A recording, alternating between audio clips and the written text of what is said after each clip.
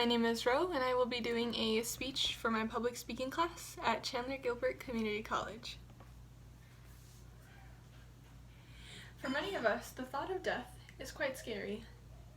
Many will feel immense pain, while others will pass away peacefully. What about those who will pass away in agony and discomfort? Not everyone can handle the mental and physical torment of death. Ever since I was born, I was diagnosed with asthma, as was a condition where at times I may find it hard to breathe, if I do any physical activities, that is. I also almost died from it more than once, and I might say it's not a pleasurable experience. Suffocating to death because of a lack of oxygen intake is not a fun time for anybody.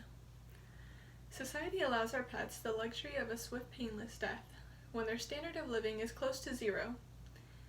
Therefore, when forced with a terminal illness, a competent person should be allowed every possible option, up to and including euthanasia.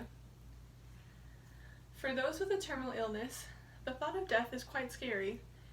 If they were given a choice to a painless death, wouldn't that ease some of their fear? If you were truly in charge of your own body, wouldn't that give you the right to determine how you want yourself to go out? This would allow family members, if the individual is underage, or the person themselves, to determine if they want to continue treatment or accept the other way out. For example, a mother finds out her daughter, who is 16, has cancer, and they have been seeking treatments, and she is in immense pain to the point where even a single touch would be agony for her. One day they find out that there is no cure for her daughter and that her condition would only get worse. After consulting with her, would it be inhumane if both the mother and the daughter wanted her to go out peacefully, allowing her to keep her dignity? From the book Encyclopedia of Science, Technology, and Ethics, they explain that when a person is terminally ill and no longer has any hope of recovery, these individuals have a right to die. From the same book, they also explain that voluntary euthanasia is a response to a request on the part of a competent individual who regards death as preferable than continuing to live. Now that you know why many people want to advocate euthanasia, you might be questioning as to why it is still illegal in most states. To understand why it is still illegal, first we must understand the difference between active and passive euthanasia. Author R.G. Frey wrote in his book, Encyclopedia of Population, the definitions of active and passive euthanasia. Active euthanasia involves taking the steps to terminate a life, while passive euthanasia involves omitting steps to save a life or withdrawing treatment. From the article Euthanasia, Assisted Suicide and Healthcare Decisions, Protecting Yourself and Your Family by Rita L. Marker, she points out that euthanasia is not intended for those underage without the approval of a guardian or an adult.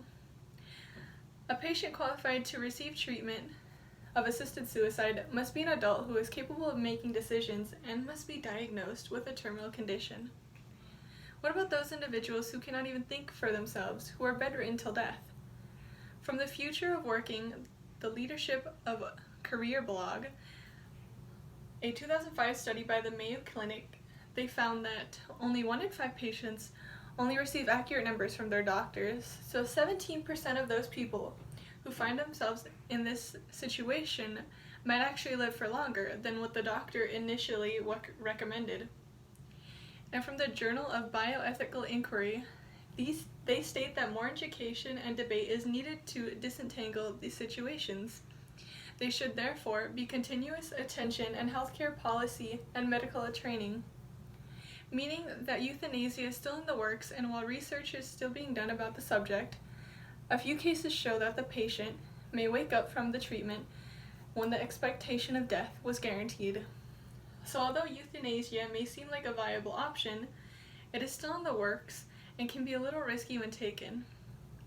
In conclusion, even with the benefits of having euthanasia as an option, it is still a work in progress, with lots of trial and error, but nonetheless, it is still thought about in the medical industry. Euthanasia is meant to help relieve people from their suffering, but not meant as an alternative to modern medicine. Needless to say, it should still be regarded as an option where needed, whether the patient chooses to take it or regard it and pass away naturally is of their own accord. In the future, we may see more ideas similar to euthanasia that would provide relief for patients with bedridden illnesses.